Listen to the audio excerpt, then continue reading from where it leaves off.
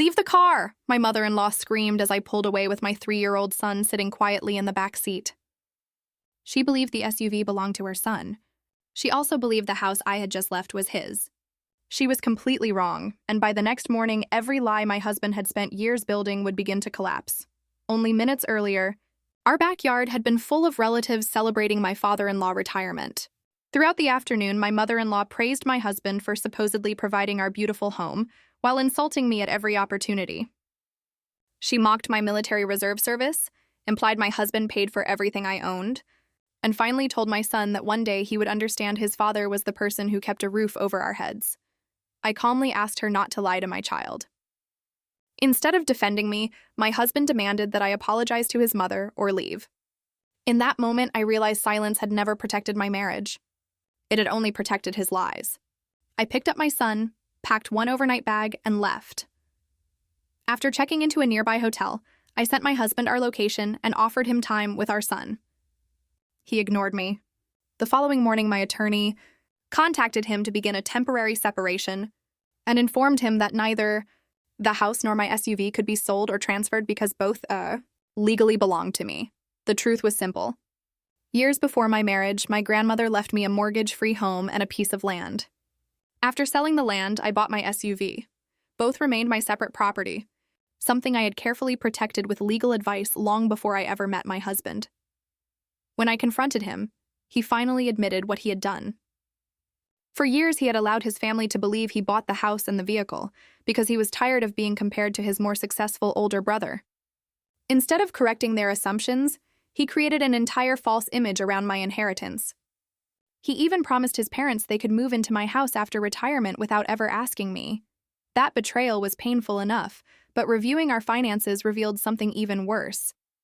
My husband had secretly transferred nearly $12,000 from our joint savings to help his parents over the previous 16 months.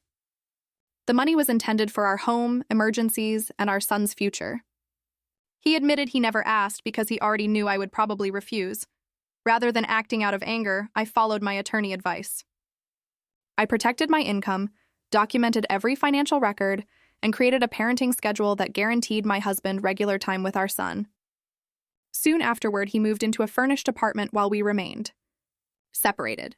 Meanwhile, my mother-in-law continued telling relatives that I had stolen her son's home until my father-in-law requested one family meeting with a counselor present, and that meeting my husband finally admitted everything. He confessed that I had inherited the house before our marriage, purchased the SUV with my own inheritance, never agreed to let his parents move in, and knew nothing about the money he secretly gave them. The room fell silent as his family realized they had spent years believing a story that was never true. When my mother-in-law tried to apologize by saying I had misunderstood her, I refused to accept an excuse disguised as an apology. I reminded everyone that my greatest concern was not the property, but the fact that my young son had watched adults humiliate his mother without consequence. Although my husband asked if we could simply return home together, I refused. Truth did not erase betrayal. He had chosen his mother's approval over honesty, and rebuilding trust would require much more than words. Over the following months, he consistently followed every parenting agreement, attended counseling, repaid every dollar taken from our savings, and publicly admitted his lies to every relative who had believed them. My mother-in-law eventually apologized without excuses and accepted strict boundaries before spending time with my son again. Marriage counseling forced both of us to confront uncomfortable truths. My husband admitted his lifelong need for his mother's approval had led him to lie repeatedly. I admitted I had spent years staying silent because I believed avoiding conflict would preserve our marriage. We both learned that silence protects problems, not relationships. Months later, during our son's birthday party, one relative joked about me winning the family property fight. Before I could respond, my husband immediately corrected her in front of everyone, admitted the lies were entirely his fault, and defended the truth without waiting for me to speak. That single moment meant more than every apology he had given, because he finally chose honesty over comfort. Before considering reconciliation, we signed legal agreements protecting my separate property, requiring complete financial transparency, and preventing either of us from making major financial decisions without mutual approval. Only after months of consistent actions did we slowly rebuild our marriage. Today, the house is still legally mine, and so is the vehicle. But those things were never the real victory.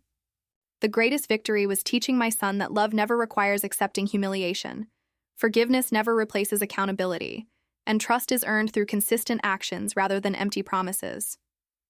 Sometimes protecting your family means walking away until the people who hurt you are willing to change.